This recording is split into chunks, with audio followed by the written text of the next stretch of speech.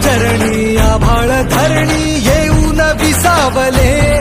देवादिकांचे संकट जाई ग हरुणी तुझ्याच कृपेमुळे हळद कुंकूचा मळवट कपाळी भरला साडी चोळीन आईचा शृंगार सजला हळद कुंकूचा मळवट